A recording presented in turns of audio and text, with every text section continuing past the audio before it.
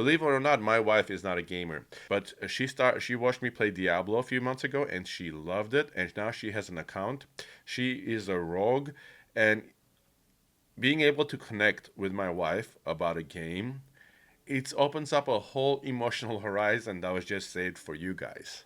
So, yeah, with stuff like this, I'm closer to you guys than with my wife, believe it or not. But she's catching up, which is nice. If you played a bad game and you don't know why, or if you do know why, let me know. Otherwise, let's find out together. It's 1969. A plane is about to take flight, but this isn't just any normal plane.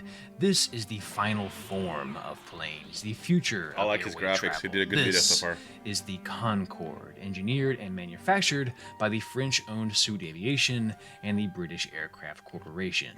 An aircraft that boasts a top speed over twice the speed of sound.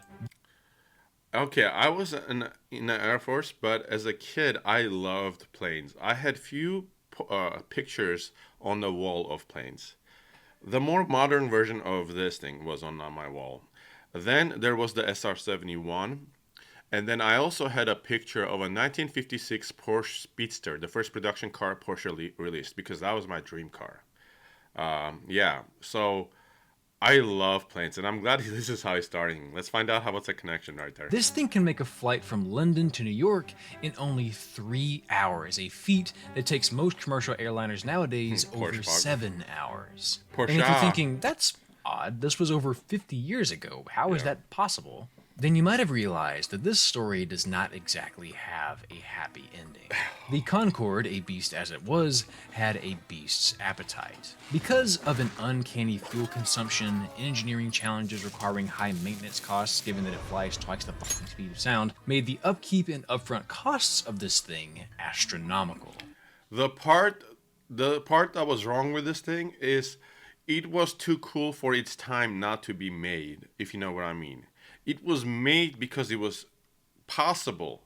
It was made because it was cool, but we did not have the materials to design a passenger plane that goes twice the speed limit.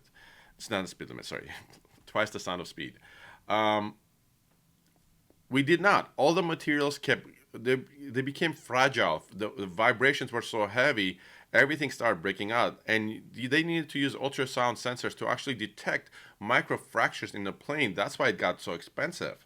Yeah, I think we're not gonna have something like this right now unless it's electric plane. But I hope we have a new supersonic passenger plane. Can you imagine going to LA to Japan in 2-3 hours, or from LA or New York to Europe in 2-3 hours?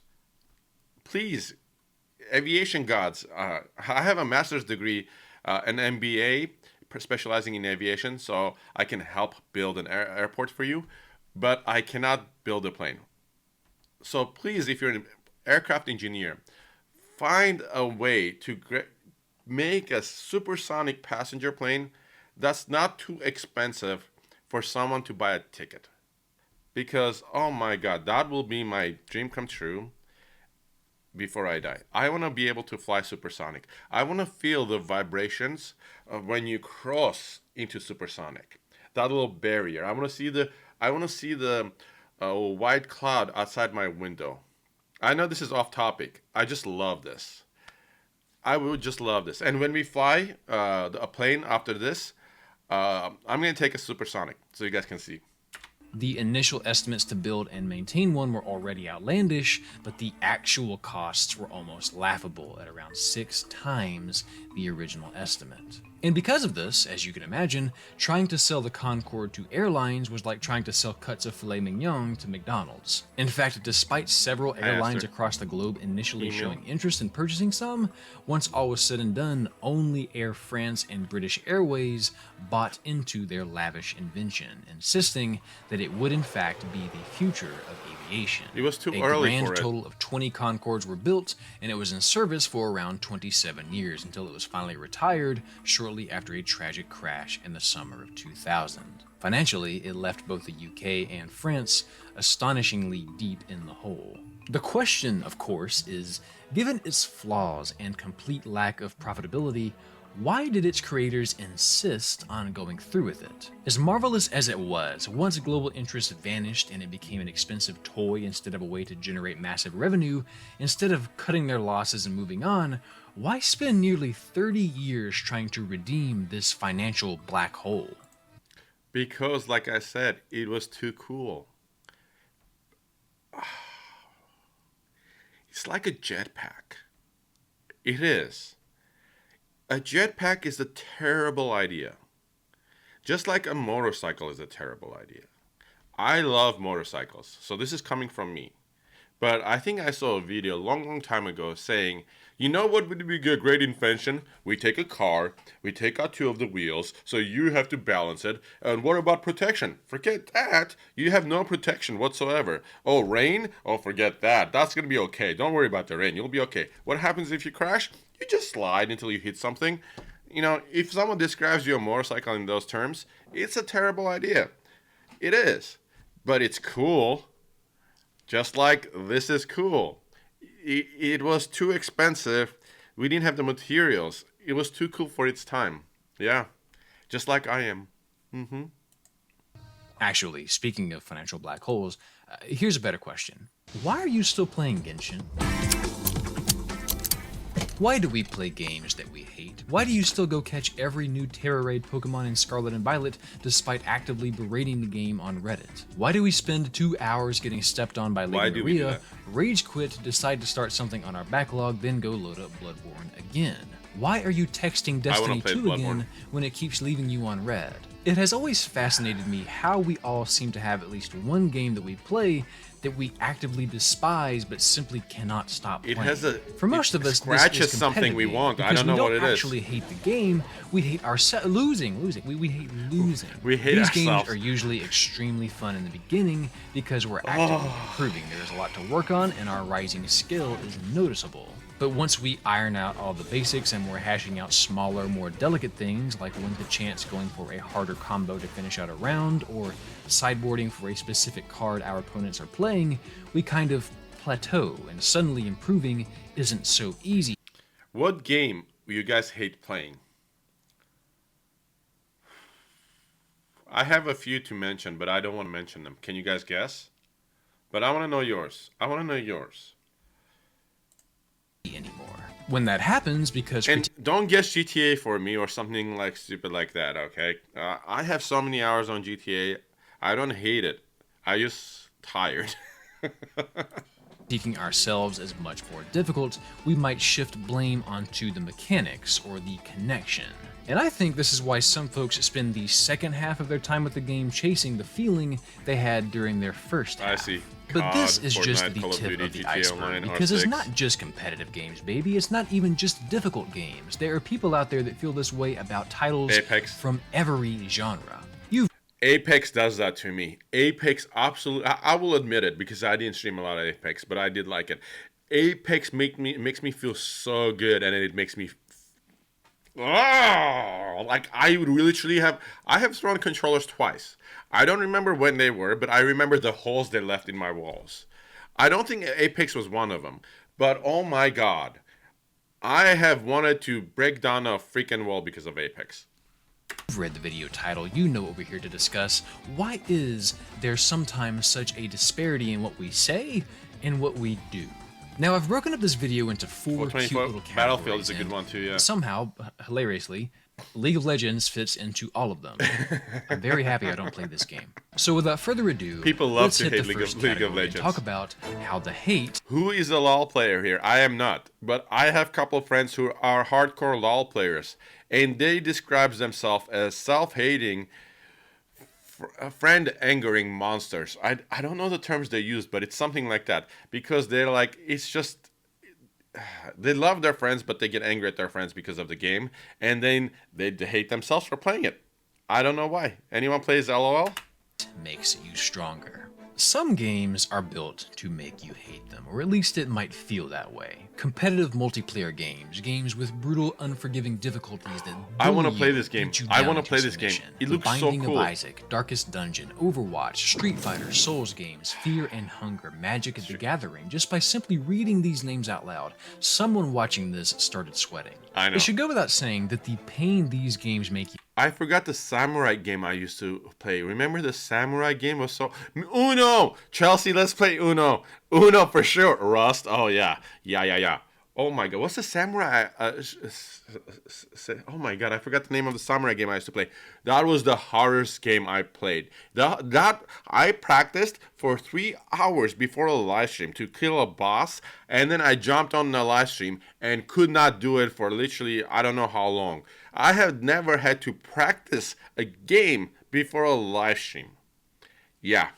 feel comes from the fact that at some point you will do a fair amount of losing in them. Ghost In of fact, Sun- there will be yep, play thank sessions you. where you probably spend more time Ghost of losing Tsushima. than you do winning. Tsushima. And in the context Can't of speak right now. single-player games where you aren't facing a human opponent on equal terms, most people attribute the reason for that loss either to the game or to themselves. Yeah. And because of this, you might find yourself in a suck, Hike! constant state of Can't believe you shifting couldn't pass blame. that- Maybe the first few times you die, you blame the game for being unfair, and then you adjust and realize how you should actually play. handle that I situation. usually end up watching which YouTube feels videos. Spectacular because you've overcome real adversity. But That was the scene of that game. because there is always that Ghost. struggle state before you fully understand how to handle certain enemies and scenarios, you are constantly re-bombarded with the thought, man, just when I thought I knew what I was doing. Now, of course, when you finally Everything understand changes. that next boss or bit of platforming, you're back to signing autographs and kissing babies, and it's what pushes you to keep playing despite the hell you were raising 5 minutes ago. But games like these, in my opinion, want you to loathe them because Yeah. that's what gives your victory meaning. They're both rewarding and maddening, but they are addicting because of something called a variable reinforcement schedule, which I've talked about before. This is how We need to slot learn more machines about keep that. you coming back. Okay, now they I know more don't about it. reinforce every effort you make. They pay out very sparingly, which And we've had 3 dogs. One of them was a actual working service dog. He was my service dog, Cooper, and 2 other dogs. So I know about training, and this is how you also should train dogs. You shouldn't. Again, I'm just describing how this works and how quickly how it programs brains. And you don't always give a treat to a dog. Supposedly, I always do. My heart breaks down every time I can give a treat to my dog. I do. So I know I shouldn't do it, but you're supposed to. You shouldn't always reward them for a job well done. That's why it's a variable. in practice is what most brutally difficult games do to the average player. You only win Thank a you, small Darren. fraction of the time, but once you hit the jackpot once, you're hooked, constantly chasing that fleeting glory that you once had before. The difference, of course, is that your skill is the determining factor here and not a random probability, but the fact remains that when you don't just get to win every time, it makes winning mean more and it keeps you coming back for a long, long time. Which is why Street Fighter has been suckling away at all of my time this summer, and certainly not for any other reasons. And this begs the question, what if we do add that third factor, another human player?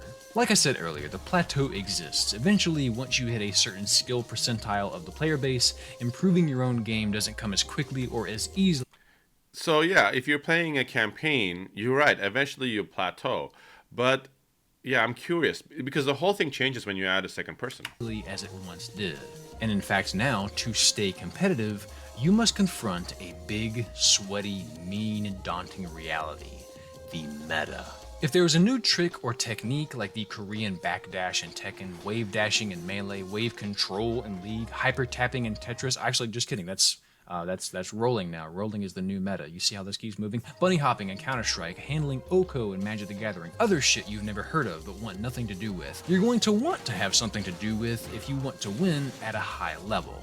Artorias in Dark Souls is the same opponent if you boot up Dark Souls in 2013 or in 2023, but human opponents in Dota 2 in 2013 are a far cry from human opponents in 2023 because Thanks, Nicholas. humans Thanks, Toxic. evolve, adapt, and innovate new ways to exploit games mechanics, creating an ever-moving standard if you want to remain truly competitive. If you don't and you just want to enjoy playing with friends, that's wonderful, please enjoy yourself. But I think another reason these games provoke so much outward contempt is because you can dump a ton of time into them only to then blink and then realize how much work you still have to do to keep on winning. I feel this way with Rainbow Six Siege. Lamar, our friend Lamar, loves playing Six Siege, and I love playing with him. Chelsea, Snoop, huge Rainbow Six Siege fans. I love the game, but that's what I experience. I played Rainbow on PC for years, for quite a bit, and then I came with my PC skills. I'm being this because it's not a big deal. I just knew the knowledge. I knew all the holes and know how to target everything correctly, how to camp up. Well, although I never did that. And I went to PS4 at the time, and my skills transferred immediately, and I was just killing. I was pretty good on PC, but not as good as Brandon and his team. That's what I used to play with. So on PC, I didn't feel like I was the shit because there were better people than me.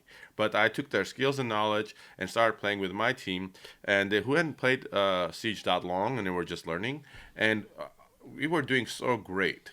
The point is, I had maybe 4 years of gaming on Siege, maybe not consistently, but quite a bit. 2 years consistently, 3 years consistently, and then started taking breaks. And although I can jump on COD and wreck every single time, there has been so many changes on Six Siege, like maps and stuff like that, that unless I dedicate another year to learn every single map, every little hole, every little thing, I'm not competitive, and it makes me want to not play. It genuinely, especially when it's clutch time. And I don't clutch every time, obviously. Who does? But when the cards are down on a table, and I know I have the skill and knowledge to succeed, and I let my team down, it makes me feel so bad. It makes me not want to play the game. And actually, that's why I don't play it as much. My friends ask me to, and I just can't because I feel bad. Because I know I should be able to be good at this. I spent so much time on this game, but it's changed so much. All that time was a waste. So I totally get this, and I still want to go play Siege with my friends and hate myself. The metagame can leave you behind. I probably will. And trying to keep up and learn all the new tech if you next aren't week, a pro tomorrow, can something. be exhausting.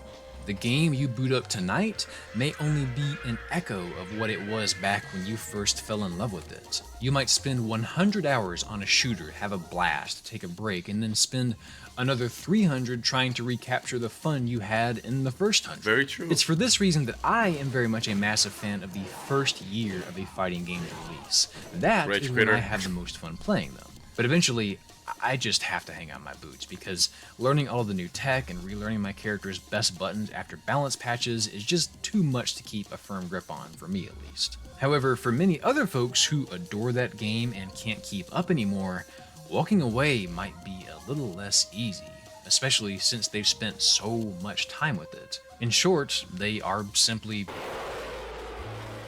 You're The in too deep. creators of the Concord were also in too deep. They had Can I ask you this question as far as being in too deep?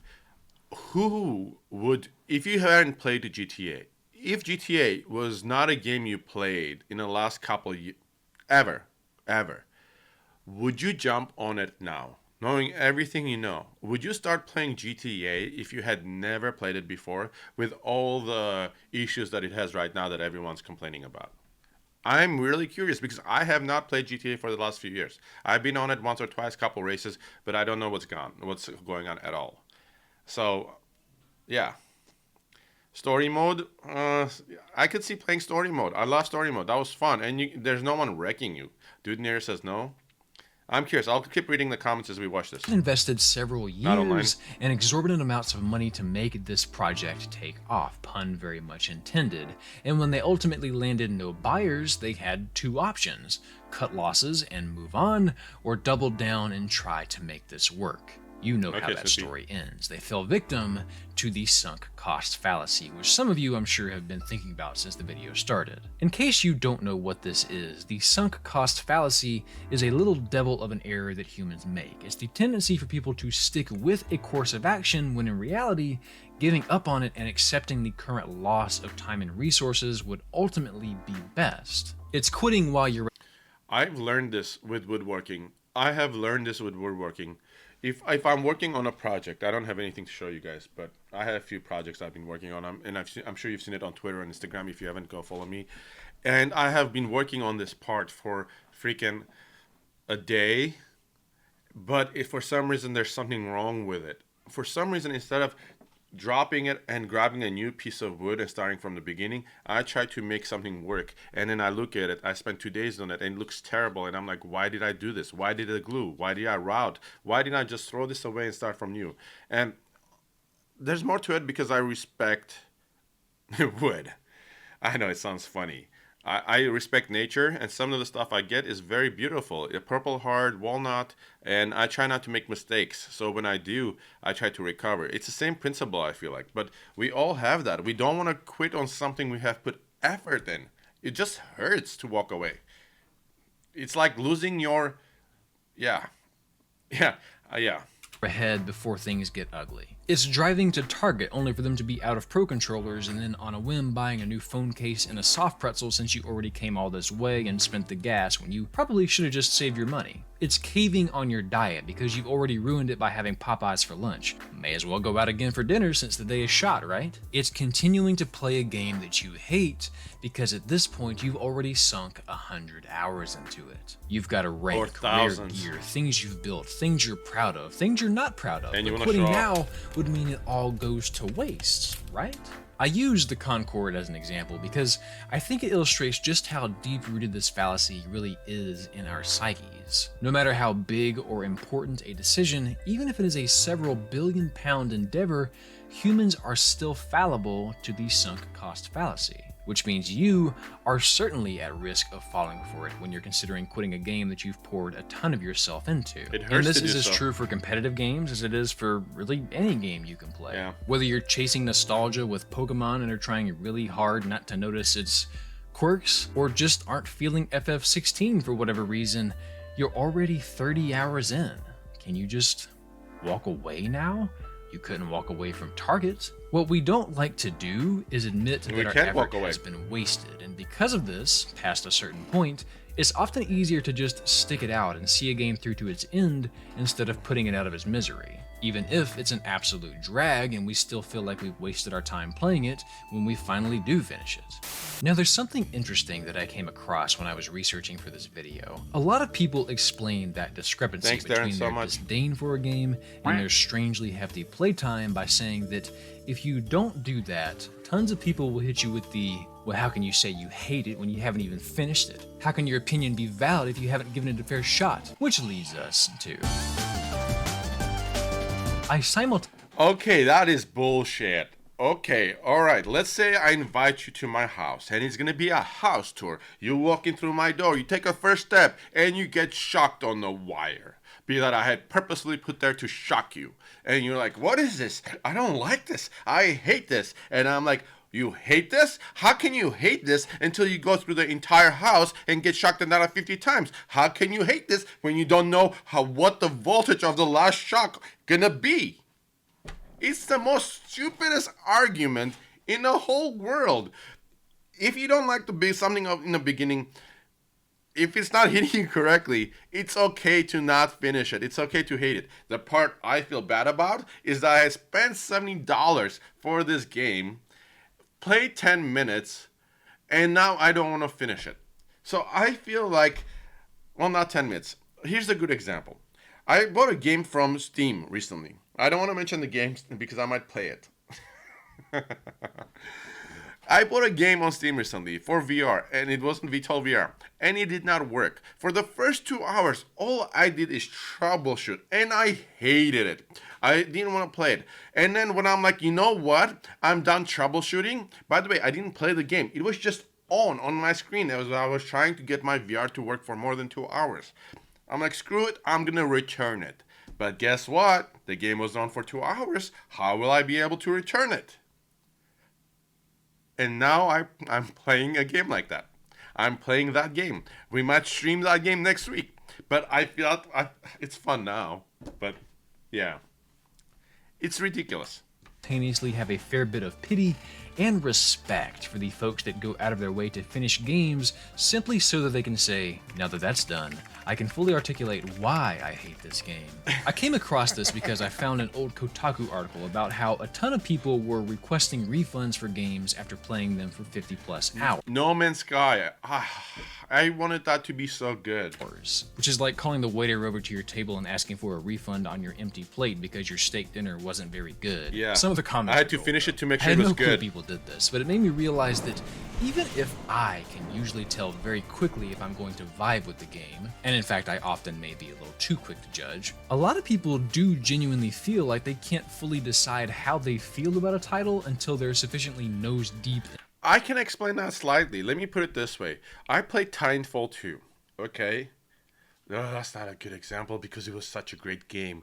I love Titanfall 2, the campaign specifically. The campaign was so heart-opening. It made me fall in love with a machine.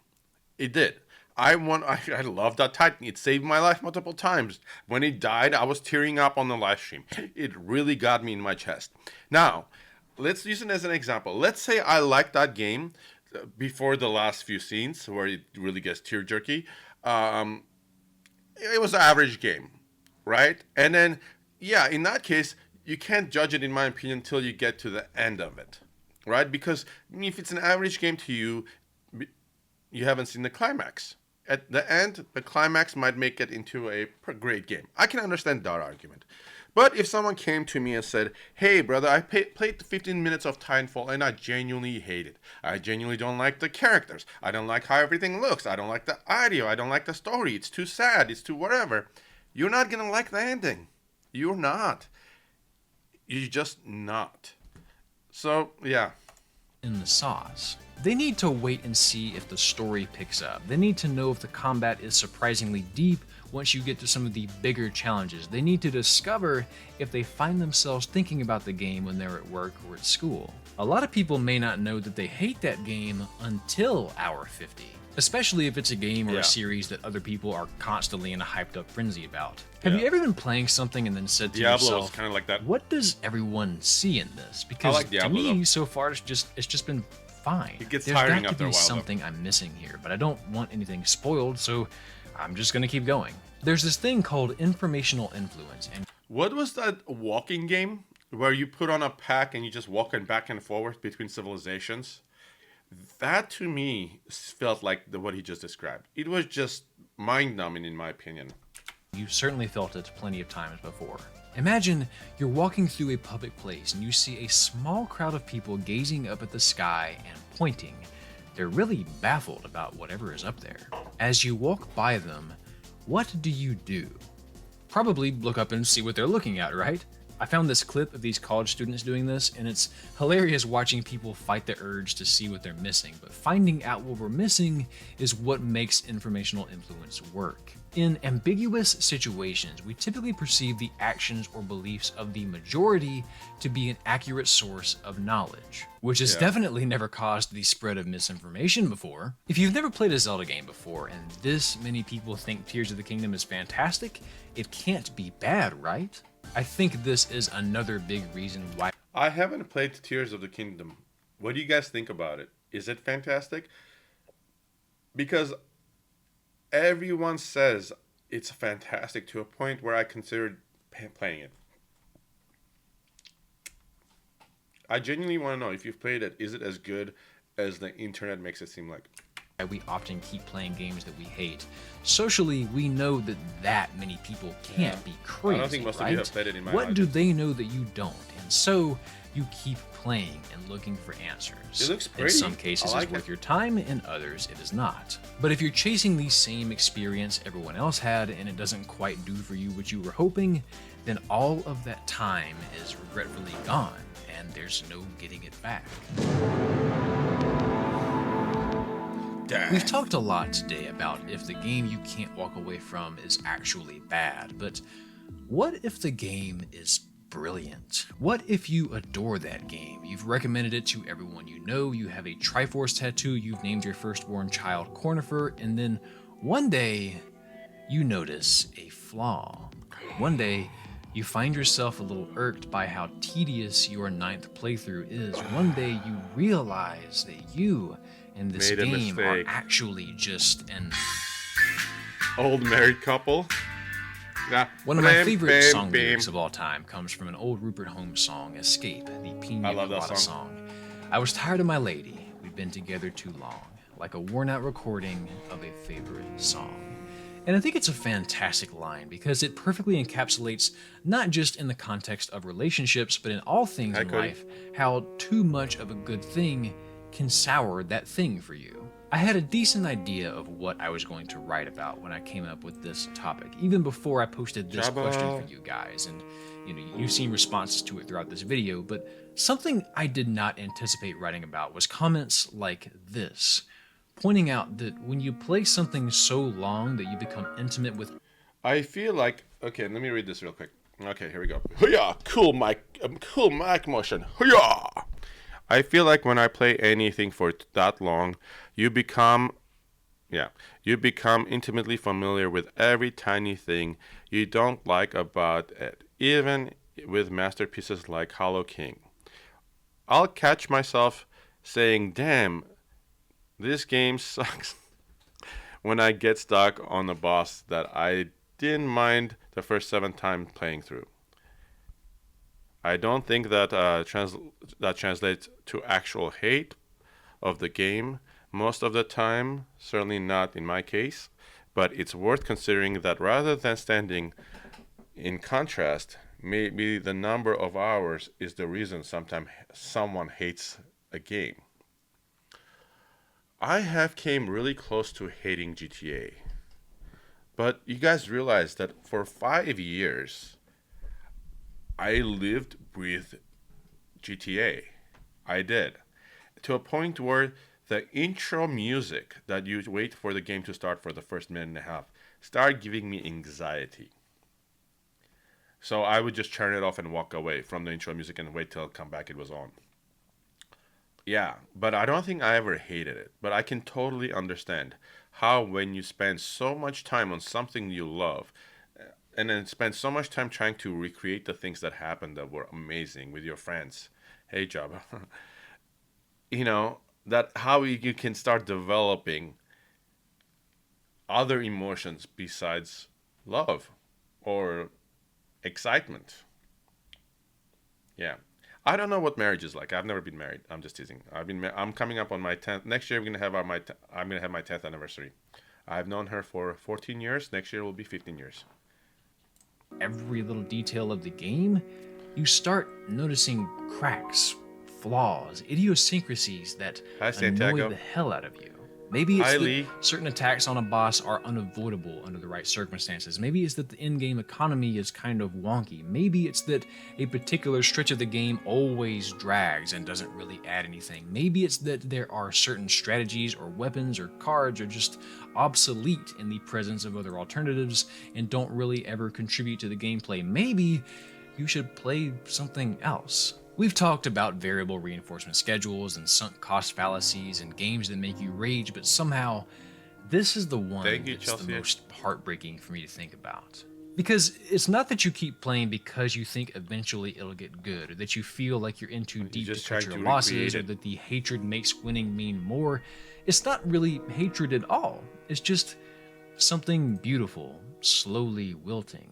It's the realization that something you love so deeply Will never be the same. is flawed, and that you'll never get to have that magical first playthrough again. Is this sad? Is it This is better sad for to me. leave the game once you're done and move on to something else so that you can remember it fondly, or to indulge yourself with the experience over and over until you're absolutely sick of it? I feel Which about I think this with leads so many nicely games. into the last thing I want to talk about today: what we take away from all of this. Doing good, but When do we know it's time to walk away from a game?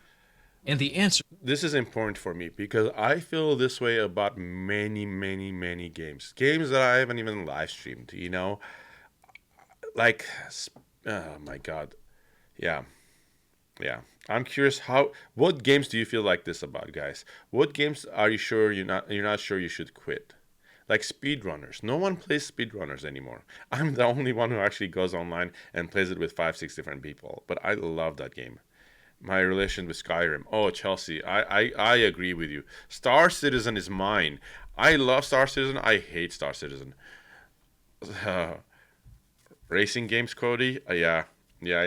Formula One. I don't know why Formula One gives me so much headache, but it does. I love it and hate it at the same time. GTA V, PDPan, I've seen your tweets. I can understand your emotions. I can understand. It's like you don't get any support from the company. Totally get you.